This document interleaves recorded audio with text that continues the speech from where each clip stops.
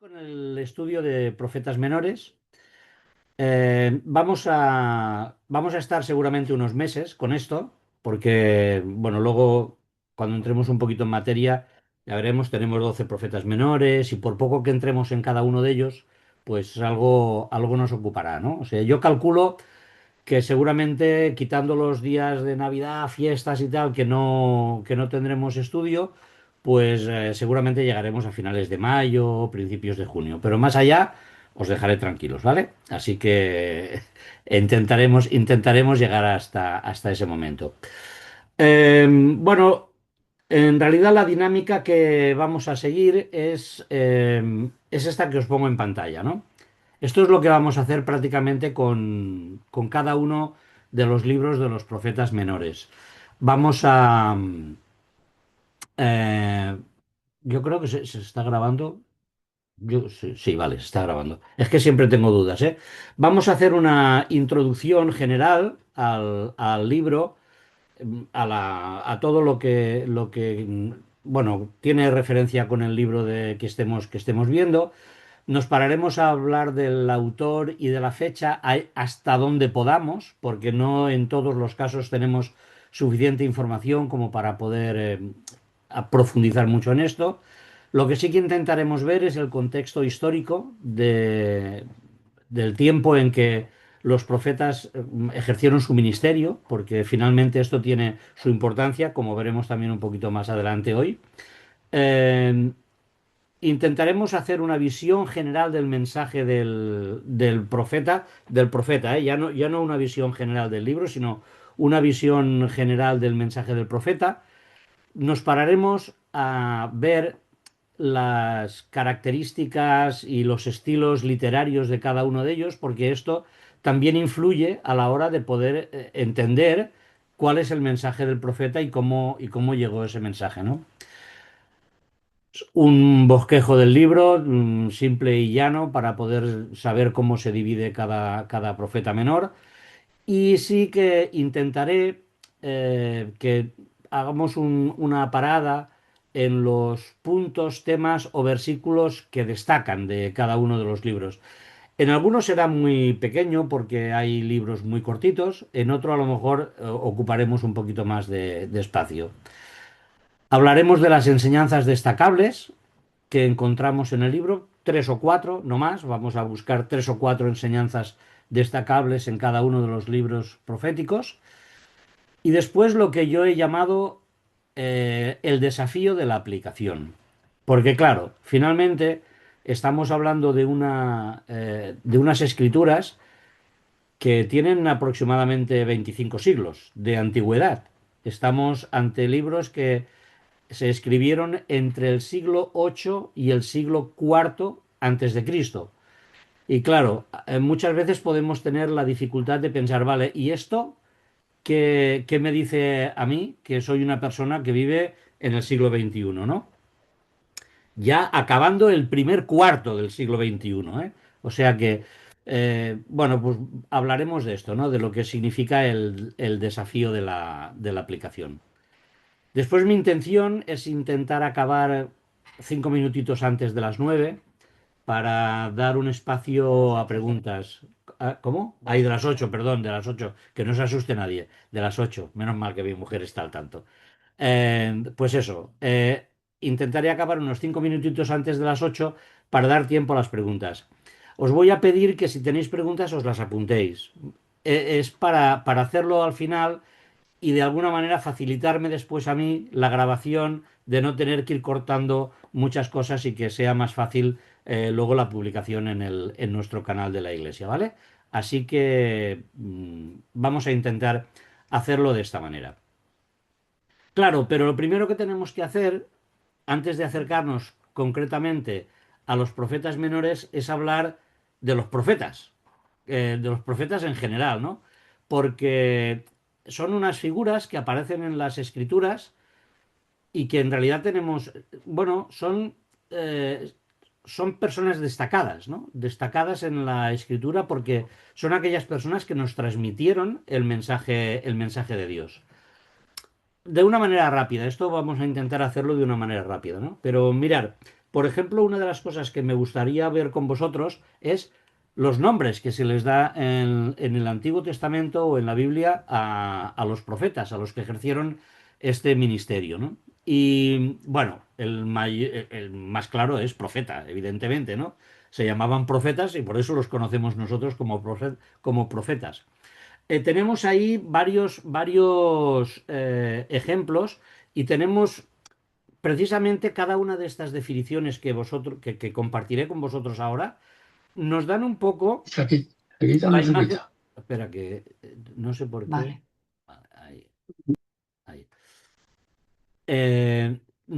Cada una de estas definiciones nos marcan un poquito eh, el ministerio que ellos hicieron, ¿no? Y viendo todos los nombres que les da la Biblia a los profetas, nos hace entender cuál era en realidad la misión que Dios quería para ellos.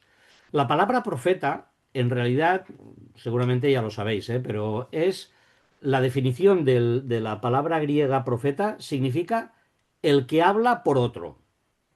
Es decir, también podría traducirse por portavoz.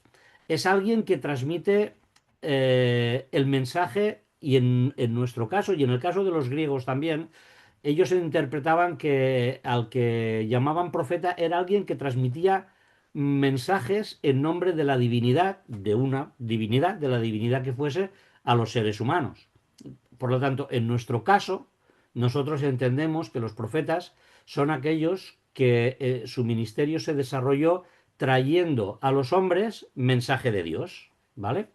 Eh, hay un ejemplo muy bonito de esto que está en el libro de Éxodo, en el capítulo 4 y los versículos 15 y 16, que es como que Dios ejemplifica esto de una manera muy clara, ¿no?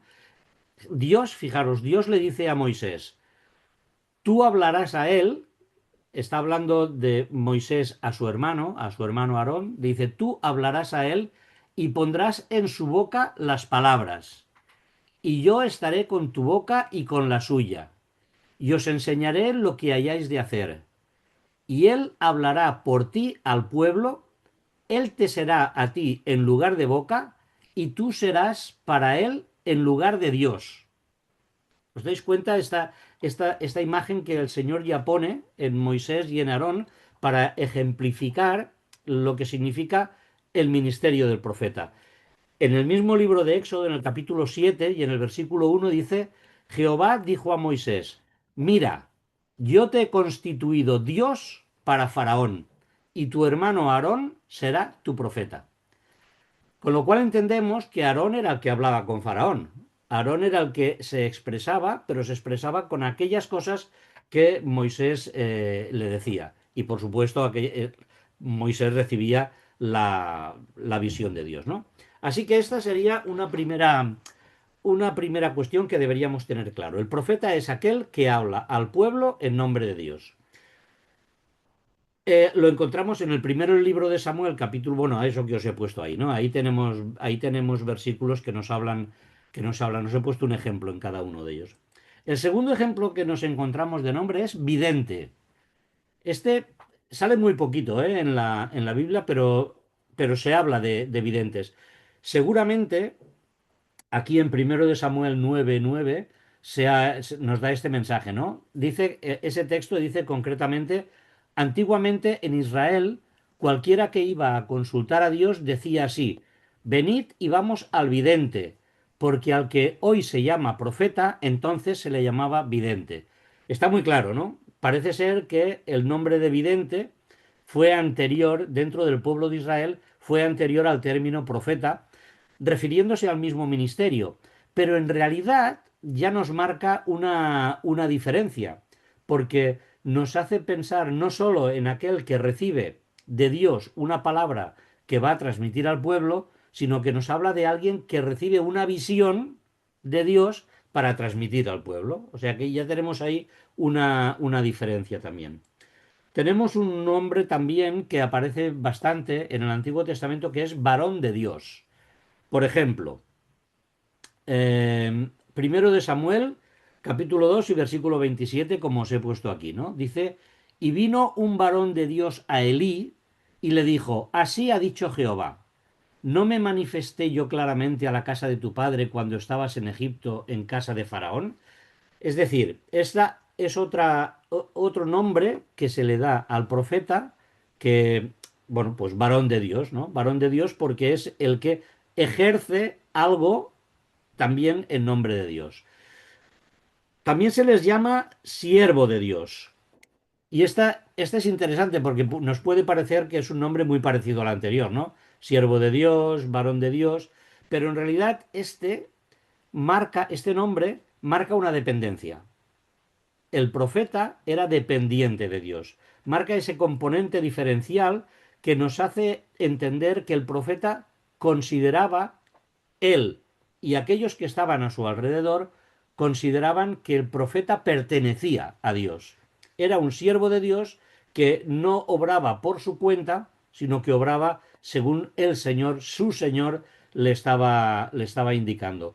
Y eso el profeta tenía como objetivo ser útil a su Dios, que esa es la finalidad de un siervo, ¿no? Ser útil a su Señor.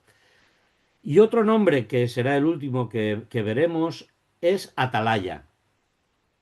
Este también es interesante, porque un atalaya nos hace pensar en alguien que pone su mirada un poquito más allá. Los atalayas eran los que estaban en las vigías de guardia en las fortalezas, ¿no?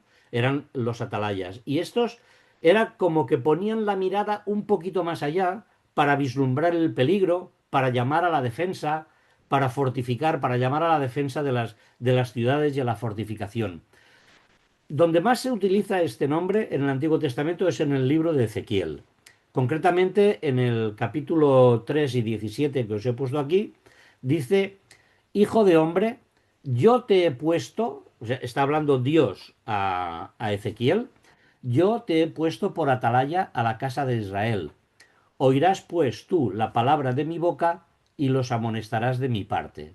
Es aquel que pone esa mirada un poquito más allá, ¿no? Dios designa específicamente, en este caso, específicamente a Ezequiel, para que sea atalaya en la casa de Israel, con la responsabilidad de advertirles de esto que él ve un poquito más allá, de los pecados, del juicio venidero, y bueno, esta sería seguramente la asociación a este nombre, refiriéndonos a los profetas, seguramente más clara que encontramos en el Antiguo Testamento. Aunque no es el único que utiliza este nombre, también Isaías habla de atalayas, dice, voz de tus atalayas, alzarán la voz juntamente, darán voces de júbilo, porque ojo a ojo verán que Jehová vuelve a traer a Sión. Y aún más, Habacuc también habla de este concepto de el atalaya. Dice, voy a apostarme en mi puesto de guardia, voy a instalarme en mi atalaya, aguardaré para ver qué me responde Dios, qué puede replicar a mi queja. Es decir, esta figura de atalaya, de aquel que mira un poquito más allá, también está pues clara en las Sagradas Escrituras. En definitiva, en todos los casos, estos nombres sugieren lo que decíamos anteriormente, ¿no? Que el profeta era alguien que recibía un mensaje de Dios y lo tenía que transmitir al pueblo. Y esto nos lleva a otra reflexión.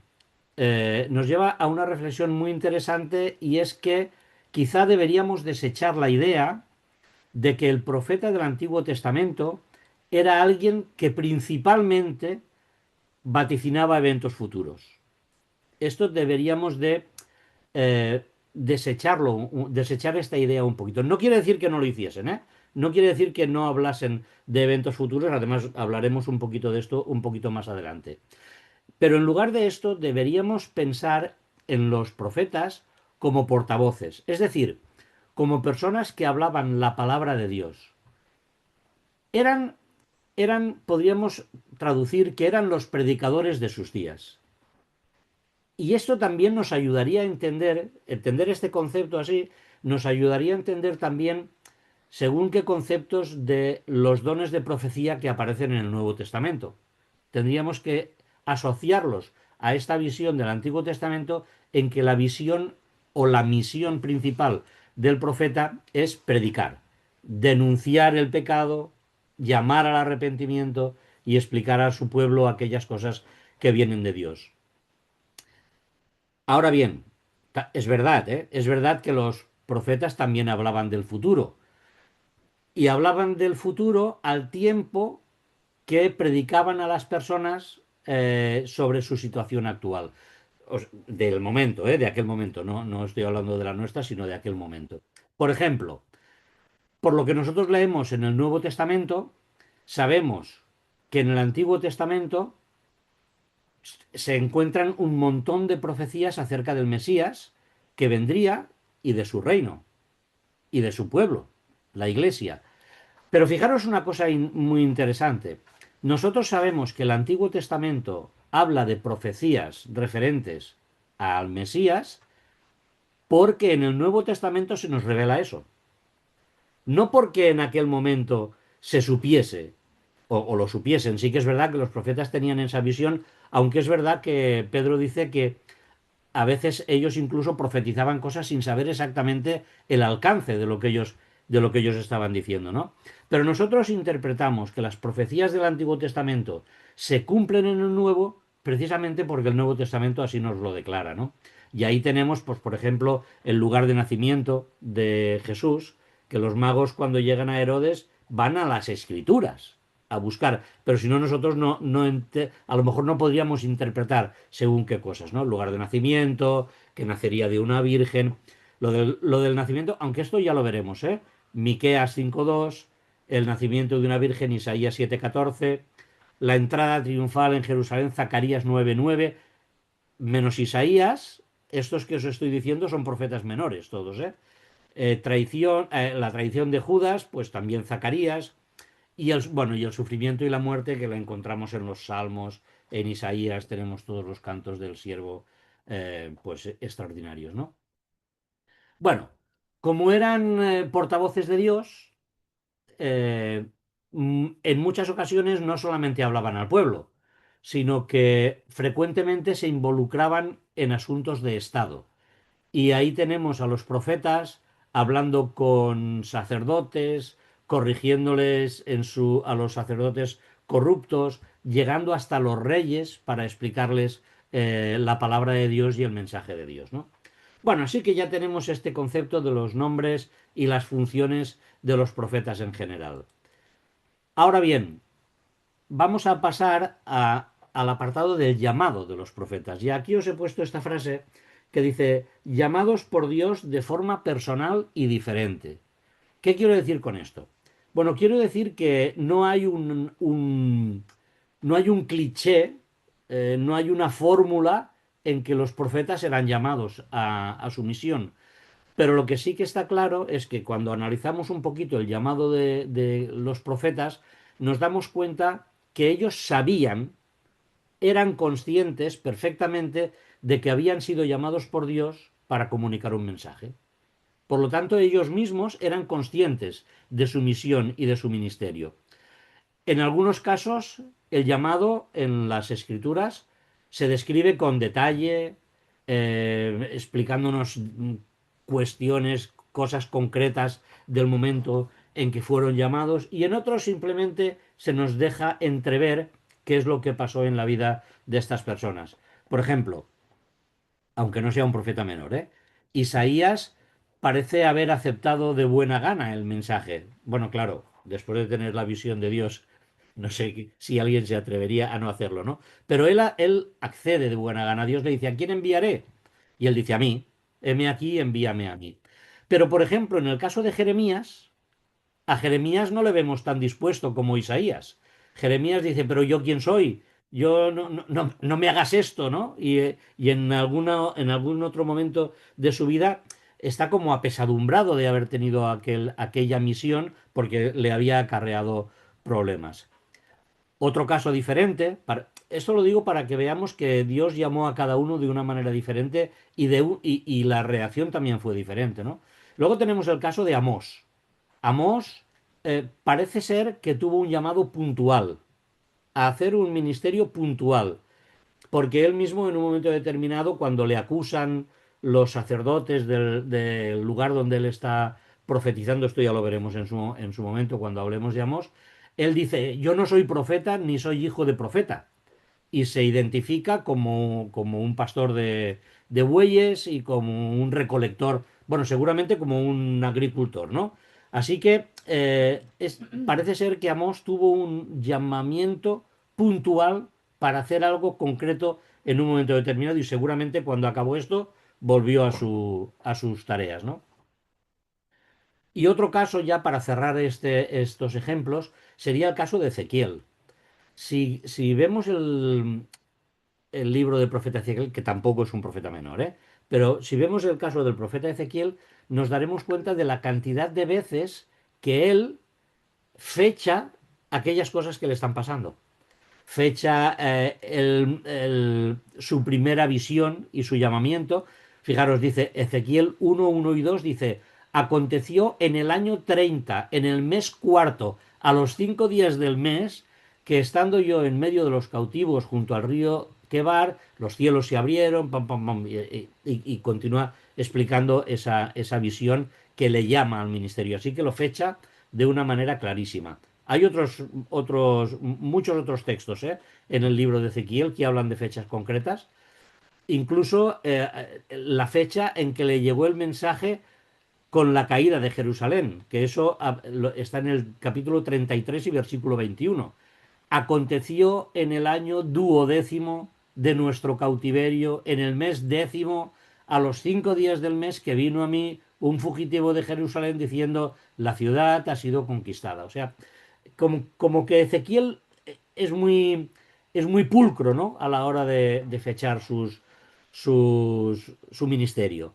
Así que podemos concluir que sí que es verdad que Dios utilizó situaciones históricas, sentimientos personales, al comunicarse con los profetas, pero no hubo un cliché de funcionamiento. No, Dios no dijo, mira, a los profetas se les llama así. Esto creo que es muy importante porque salvando las distancias, y con todo el respeto lo digo, también debemos de interpretar que cuando el Señor llama a alguien al ministerio, no tiene por qué utilizar siempre las mismas fórmulas, ¿no? Hay personas a las que las puede llamar a un ministerio largo y hay personas a las que puede llamar para un ministerio puntual.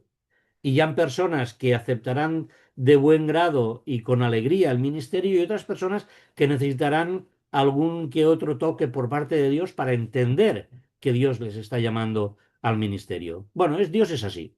Dios es la grandeza, la belleza, como dice la carta a los Efesios, la multiforme sabiduría de Dios que actúa como Él quiere, ¿no? Muy bien, pues ya sabemos los nombres de los profetas en general, o bueno, los nombres como los llama el Antiguo Testamento, y sabemos que fueron llamados por Dios de forma personal y de forma diferente. Ahora me gustaría entrar a hablar ya un poquito más de la clasificación. Nosotros dividimos a los profetas en profetas mayores y profetas menores. En realidad, en el Antiguo Testamento tenemos 5 libros a los que consideramos los profetas mayores: Isaías, Jeremías, Lamentaciones, Ezequiel y Daniel. Y tenemos 12 libros de profetas que llamamos menores: Oseas, Joel, Amós, Abdías, Jonás, Miqueas, Nahum, Habacuc, Sofonías, Ageo, Zacarías y Malaquías. Esto es un buen ejercicio aprendérselos de memoria, ¿eh?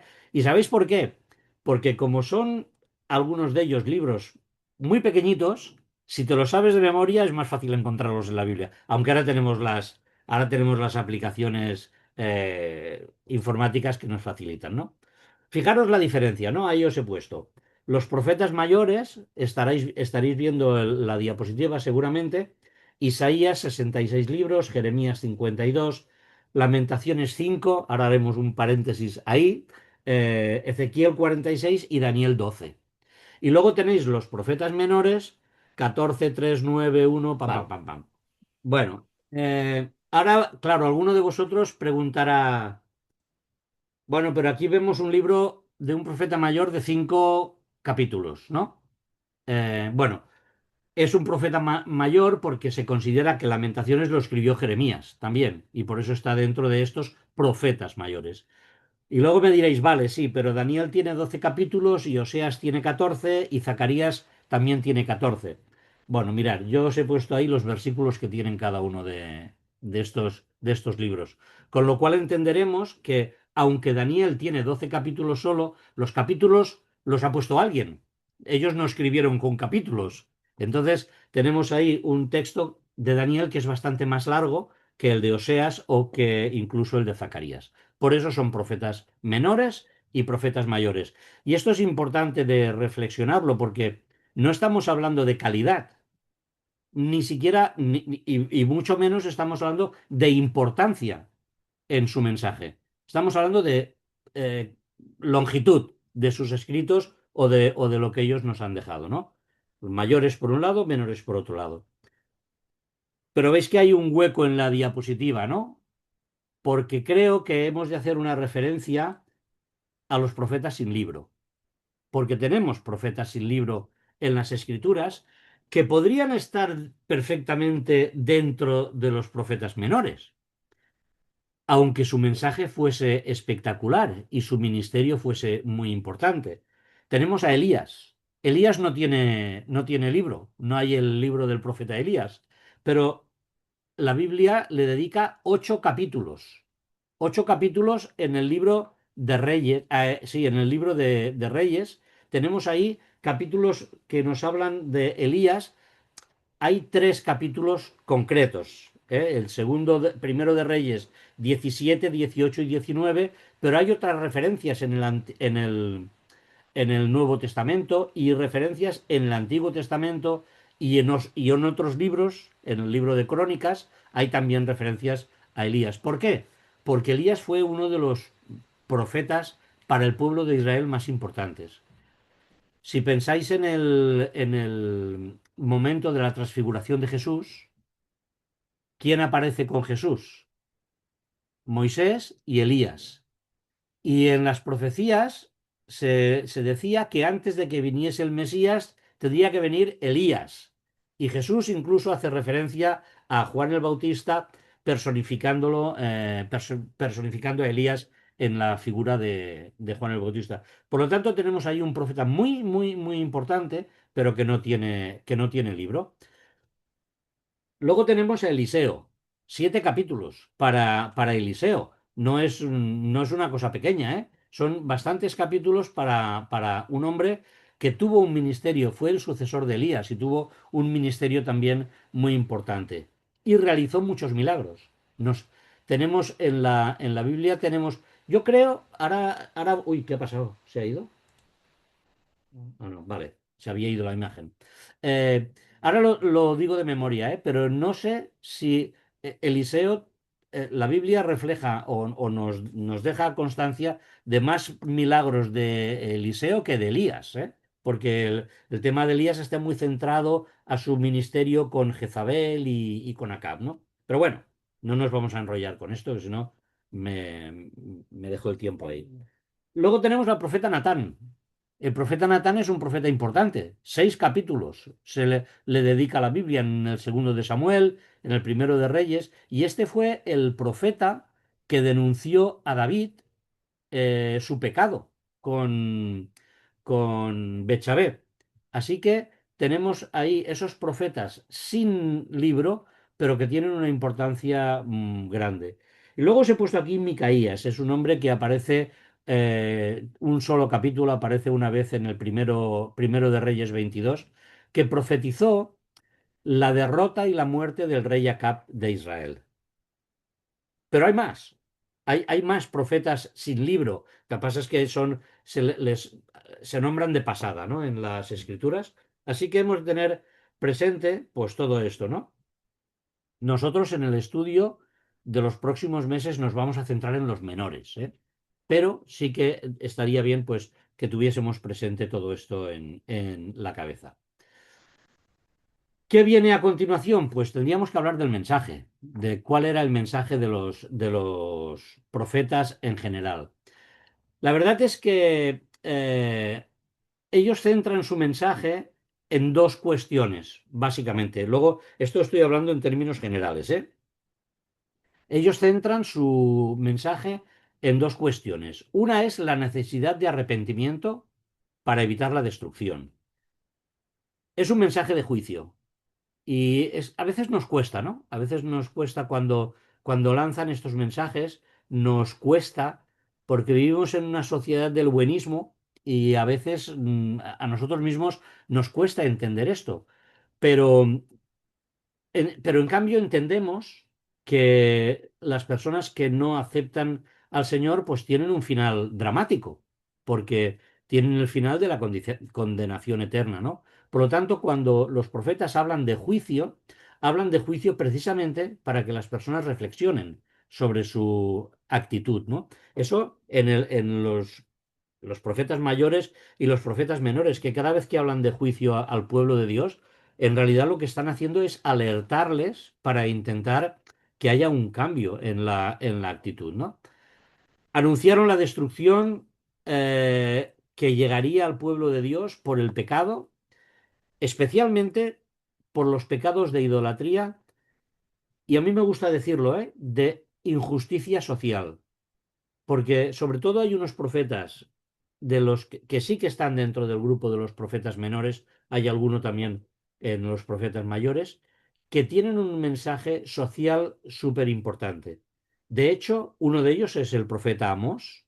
Yo le llamaría el profeta social, porque lo que hace es denunciar la injusticia muy claramente de la perversión religiosa, por supuesto, ¿no? Pero tiene la idolatría, que es lo que estábamos diciendo, pero de una manera muy clara la injusticia social de los ricos contra la gente pobre. Así que deberíamos de pensar también que nuestro Dios es un Dios de justicia social y que nos debería ayudar a pensar en todo esto.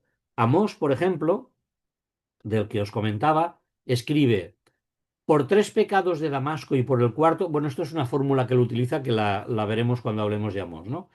Por tres pecados de Damasco y por el cuarto no revocaré su castigo. Y fijaros, porque trillaron a Galat con trillos de hierro. No habla de que desobedecieron a Dios, no habla de las deidades, que también está detrás del mensaje, ¿no? Pero lo que habla es de una injusticia, de una crueldad excesiva contra otros seres humanos, en definitiva, ¿no? Así que anunciaron que el pueblo de Dios necesitaba, como os he puesto ahí, una corrección constante en todos los aspectos de la vida.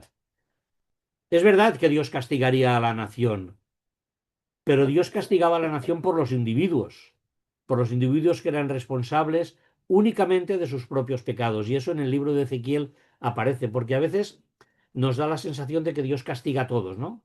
Y es que las consecuencias del pecado alcanzan a todos, pero el castigo realmente va contra unos. El alma que pecare, esa morirá. Ezequiel 18:20. El hijo no llevará el pecado del padre, ni el padre llevará el pecado del hijo. La justicia del justo será sobre él, y la impiedad del impío será sobre él.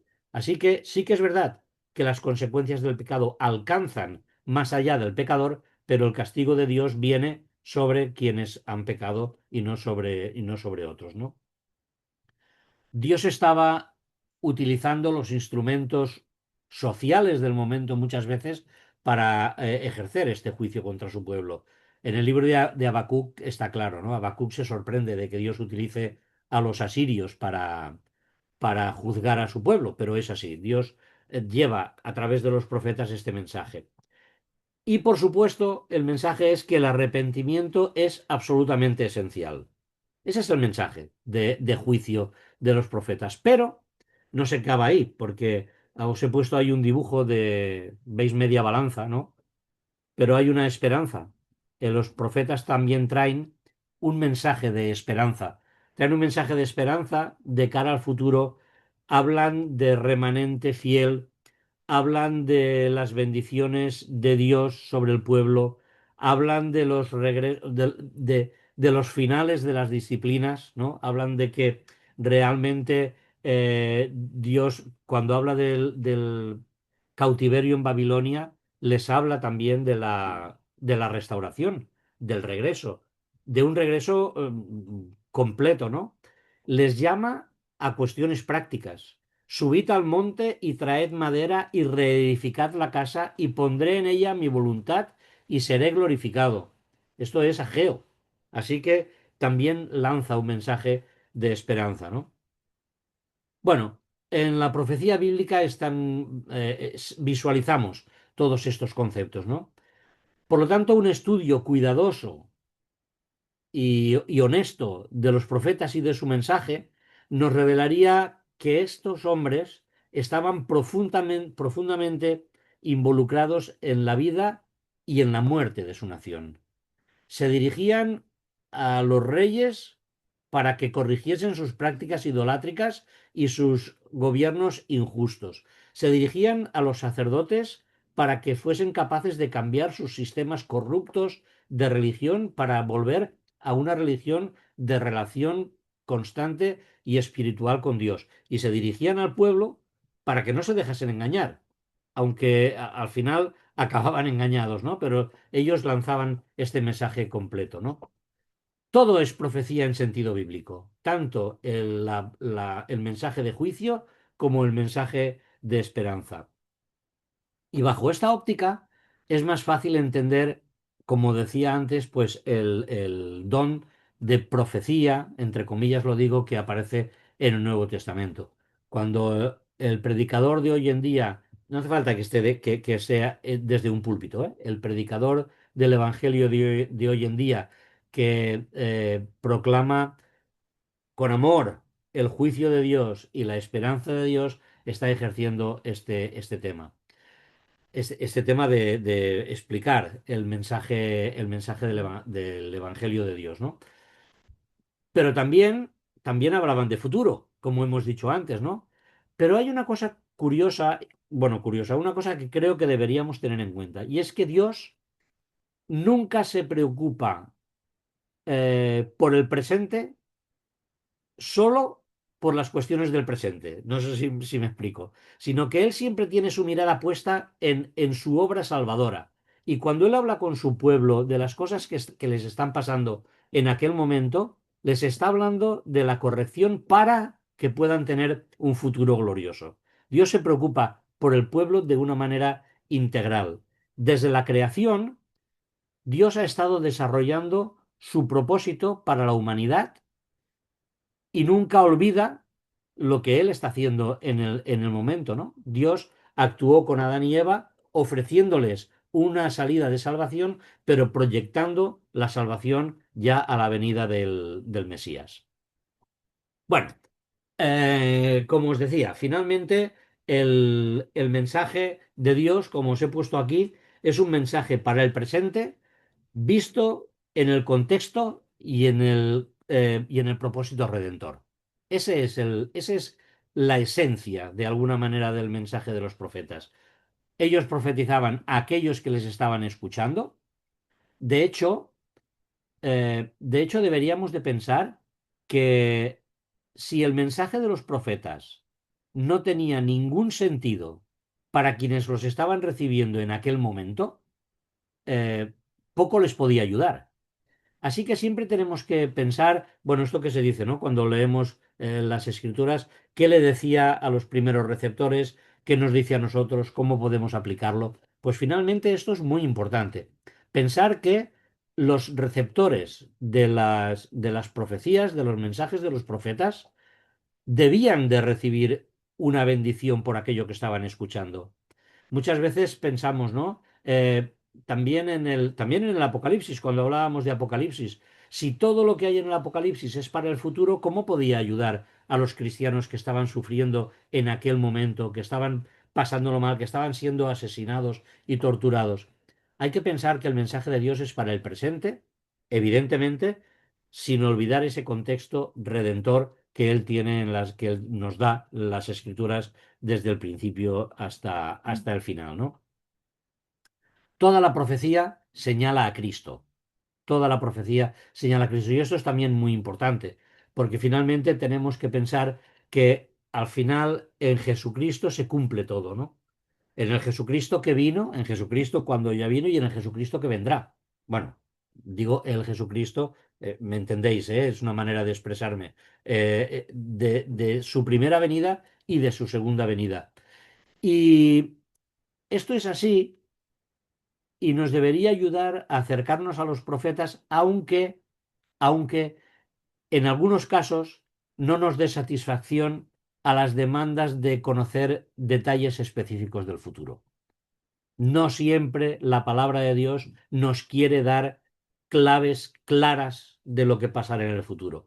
Por eso es tan peligroso cuando nos acercamos a textos e intentamos eh, darles una interpretación clara y directa, ¿no? Esto nos lleva precisamente a pensar en la interpretación de las profecías de todos, y como que vamos a hablar de profetas menores, hemos de estar atentos a esta realidad. ¿Cómo se interpretan las profecías que encontramos en la palabra de Dios?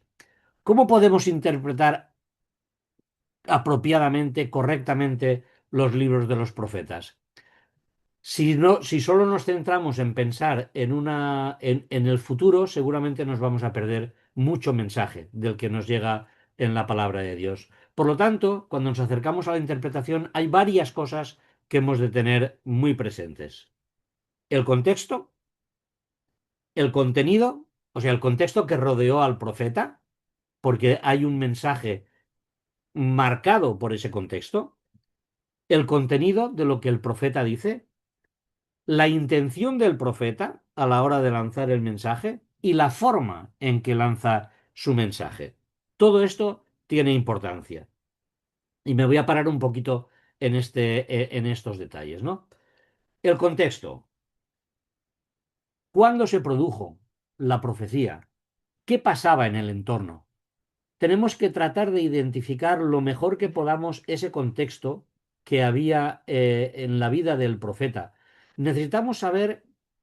No siempre lo podemos saber, ¿eh? Pero necesitamos saber lo más específicamente posible cuándo se produjo. Por eso hablamos de fecha y de autor y de circunstancias. Necesitamos saber cuándo se produjo, qué circunstancias rodeaban al profeta cuando entregó su mensaje, ¿no? Hay varios casos, ¿no?, que nos hablan de esto, pero por ejemplo, hay el mensaje que habla de se produjo cuando la plaga de las langostas, ¿no? No la de Egipto, ¿eh? Otras que aparecen en los libros de los profetas. Pues claro, habla de un momento de desolación, de pérdida de cosechas. O sea, es muy importante acercarnos al texto intentando conocer al máximo el contexto que tenemos delante, ¿no? El contenido. Bueno, pues quién habla, a quién habla, para quién habla, son preguntas interesantes que nos deberíamos hacer cuando nos acercamos a los profetas. Determinar el mensaje principal, el tema principal del libro, porque a lo mejor hay muchos flecos y muchas enseñanzas, pero seguramente en el libro hay una, hay una línea general. Hay un profeta, que ya veremos cuando hablemos de los menores, que su tema principal es el día del Señor. Y luego ya veremos cómo interpretamos lo que él dice del día del Señor en función de todas estas cosas que estamos viendo, ¿no? Otra cuestión importante es la intención. ¿Por qué el profeta escribe? Son preguntas importantes bueno, escribe o predica, ¿eh? ¿Por qué lo hace? ¿Cuál era su objetivo? Por ejemplo, os pongo un ejemplo. Ageo profetiza porque su objetivo es que el templo se reedifique. Y entonces da un mensaje que pone entre la espada y la pared a aquellos que habían regresado del exilio, diciéndoles, claro, vosotros consideráis que es tiempo de edificar vuestras casas, de adornarlas, de hacerlas bien bonitas, y la casa de Dios no está cuidada. Y luego a partir de ahí lanza el mensaje. ¿Por qué? Porque su objetivo era llegar a las personas que tenían la responsabilidad de edificar el templo, ¿no? ¿Qué entendieron los receptores? Importante. Hay que intentar, esto está un poco más lejos de nuestra capacidad, pero hay que intentar ver qué entendieron los receptores. Por ejemplo, los receptores de Ageo lo entendieron perfectamente. Se pusieron a construir el templo. y lo consiguieron y lo acabaron, ¿no? Y por último, es importante saber cuál es la forma del mensaje. ¿Es un discurso? ¿Es una poesía? ¿Estamos hablando de figuras retóricas? Porque cuando nos olvidamos de que hay pasajes que lo que nos presentan son figuras retóricas, podemos empezar, si nos olvidamos de esto, podemos pensar en tomar interpretaciones que no tienen nada que ver con lo que el profeta en realidad quería decir. Hay, ya lo veremos, que hay mensajes que el profeta habla precisamente en Oseas, creo que es, y si no ya me corregiré yo a mí mismo, el- creo que es Oseas, que habla de Israel como una novilla enfadada, ¿no? No domada. Dice que hace, claro, estos son figuras retóricas que nos hacen pensar en ese mensaje que de verdad los profetas querían llevar, ¿no? Yo os remito, para saber un poquito más de esto, porque aquí no nos podemos detener demasiado, os remito al estudio de Isaac, que está está colgado en el canal de YouTube de la Iglesia, Principios de Interpretación Bíblica, y os vais a la parte 4, a la grabación que se llama, que pone parte 4, y él explica muy bien eh, todos estos conceptos de interpretación, bueno, depende de lo que estamos teniendo, ¿no? Al final hay que tener en cuenta, como decíamos aquí, la redacción el texto, porque una cosa es como el profeta lo explicó, otra cosa es como el profeta lo escribió. Hay que tener en cuenta lo que los técnicos llaman fraseología, que no es ni más ni menos que considerar la forma del lenguaje utilizado, porque nuestro lenguaje no tiene nada que ver con el lenguaje de la época. Incluso nosotros, si ahora un joven de nuestros tiempos escribiese un texto con su lenguaje que utilizan ellos en sus conversaciones, a lo mejor nosotros habrían cosas que ni entenderíamos. Igual que hay textos que nosotros podríamos eh, escribir y que ellos no entenderían, porque hay un entorno social, un entorno de cultura que va cambiando. Y entonces las culturas, por eso esa frase que leíamos antes, ¿no? Por tres pecados de y uno cuarto, no revocaré su castigo. Pues son fórmulas que se utilizaban en aquel entonces, ¿no? Bueno, ahí tenemos todas estas interpretaciones. Bueno, ahí os he puesto lo del Isaac, Isaac, Principios de Interpretación Bíblica, parte 4. Hay una cosa que antes de acabar sí que me gustaría compartir con vosotros y es eh, el cumplimiento de la promesa. El cumplimiento de las promesas, porque ahí hay tela para hablar. Espero que me dé tiempo de acabar esto. Hay diferentes cumplimientos de las profecías. Podríamos hablar del cumplimiento objetivo, subjetivo, tipológico y el cumplimiento en Jesucristo. ¿Por qué digo esto? Pues porque realmente a veces hay que entender qué es lo que hay detrás de lo que estamos leyendo. El cumplimiento objetivo es aquel cumplimiento que es preciso, que es literal en el tiempo. Uy, perdonadme, que se me ha ido esto. Que es objetivo y que es claro en el tiempo, ¿no? El cumplimiento objetivo, por ejemplo. El profeta Micaías, es el que hablábamos antes, ese profeta sin libro, dijo, si llegas, le dijo al rey Acab, le dijo, si llegas a volver en paz Jehová no ha hablado por mí. Estaba lanzando una profecía de muerte para Acab. Y le dijo, si tú vuelves, quiere decir que Dios no ha hablado por mí. Pero evidentemente Acab murió en la batalla. O sea, hay un cumplimiento claro, un cumplimiento eso, como he puesto ahí, literal, ¿no? En el tiempo y en el espacio. Luego tenemos el cumplimiento subjetivo. Estoy yendo un poquito más deprisa porque me gustaría acabar, este punto. El cumplimiento subjetivo es aquello que se cumple en cada uno de nosotros. Hay profecías que se cumplen en su tiempo, pero que también se cumplen en nosotros. Es lo que experimenta cada creyente de forma personal. Fijaros, así ha dicho Jehová de los ejércitos. Volveos a mí, dice Jehová de los ejércitos, y yo me volveré a vosotros. Claro, esto es un cumplimiento condicional.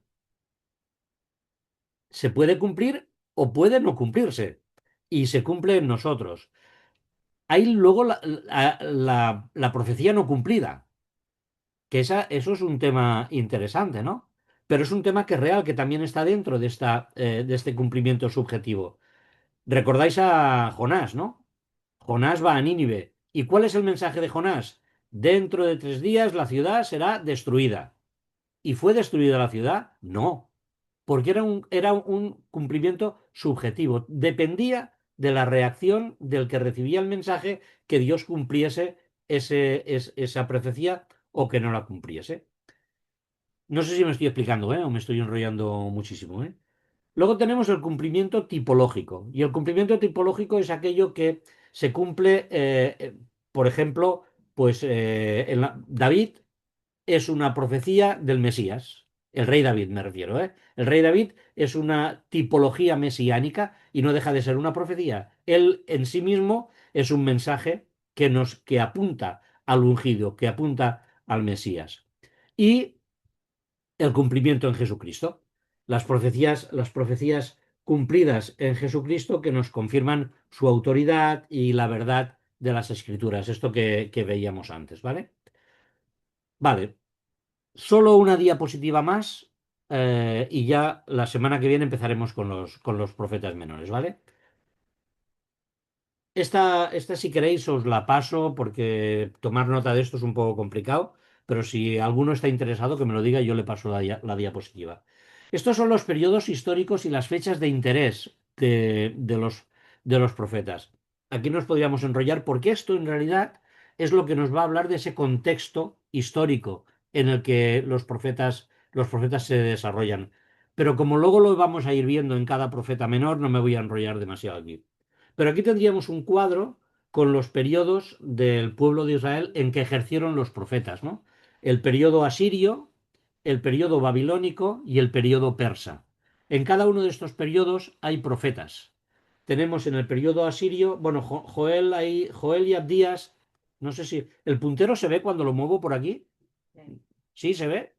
Pues aquí tenéis a Joel con un interrogante y aquí tenéis a Abdías con otro interrogante. Estos son los más difíciles de fechar, ¿vale? Y por lo tanto, por eso están puestos ahí con más cuidado. Pero los otros profetas básicamente están bien fechados. Y ahí tenemos a los profetas que anuncian el juicio contra el pueblo de Israel, y abajo tenéis los profetas mayores, ¿vale? Que os he puesto. Y abajo de todo, una serie de acontecimientos importantes en la historia. Porque, por ejemplo, Jonás actúa o profetiza contra un imperio asirio en su auge. Y ese imperio en su auge, en realidad, tiene un objetivo que es destruir a Israel. Y ahí está el mensaje de Jonás. Bueno, no me puedo detener en esto ahora, pero ahí tenéis a cada uno de los profetas menores en su entorno histórico, del que hablaremos, ya os digo que hablaremos en su momento y nos situarán precisamente cada una de estas profecías como, bueno, pues cómo llegan hasta nosotros, ¿vale? Muy bien, lo dejamos aquí.